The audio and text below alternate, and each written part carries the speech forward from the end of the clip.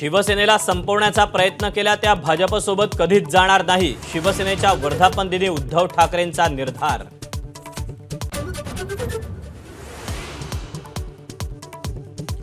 इंडियाचं सरकार पडलंच पाहिजे, पुन्हा निवडणुका झाल्याच पाहिजेत।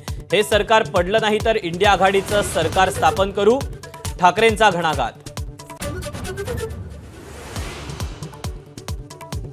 उघड पाठिंबा म्हणजे बिनशर्त पाठिंबा।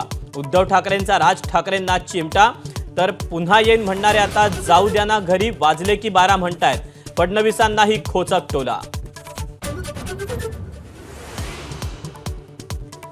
देशभक्त मुस्लिमांनी आम्हाला मतं दिली हे जाहीर सांगतो, सत्ताधाऱ्यांना उद्धव ठाकरेंचं उत्तर।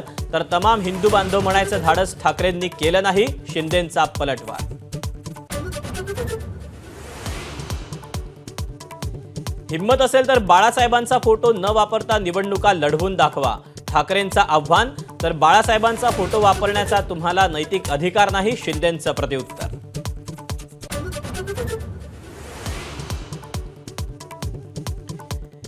1% मुस्लिम मतं आम्हाला, 99% मतं ठाकरेंना मिळाली। काँग्रेसच्या वोट बँकेमुळे उबाठा जिंकली, पराभवाचं विश्लेषण करताना एकनाथ शिंदेंची टीका।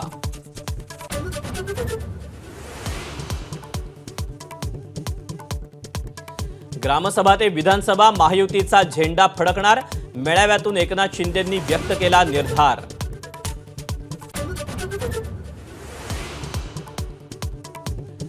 मोदींनी बारामतीत लक्ष घातल्यावर माझाच फायदा, काटेवाडीतून शरद पवारांचा मोदींना टोला।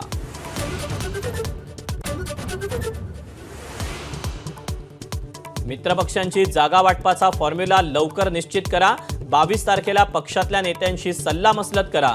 काल दिल्लीत झालेल्या बैठकीत भाजपच्या केंद्रीय नेतृत्वाची देवेंद्र फडणवीसांना सूचना।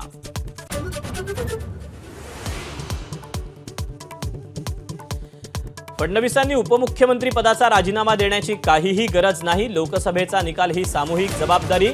भाजपच्या पक्षश्रेष्ठींनी टोचले महाराष्ट्र भाजपच्या नेत्यांचे कान।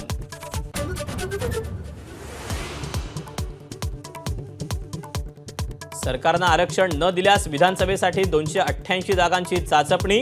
एबीपी माझाशी बोलताना जरांगेंची मोठी घोषणा, 127 जागांचा सर्व्हे पूर्ण, जरांगेंची माहिती।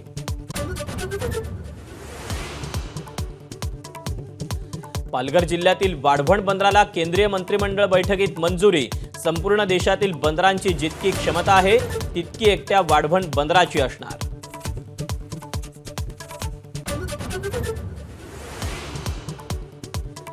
खरीप हंगामासाठी 14 पिकांच्या हमीभावात वाढ, केंद्र सरकारकडून वाढीचा निर्णय। धानाचा हमीभाव आता 2300 रुपये, तर कपाशीला 7121 रुपये प्रति क्विंटल द्यावेच लागणार।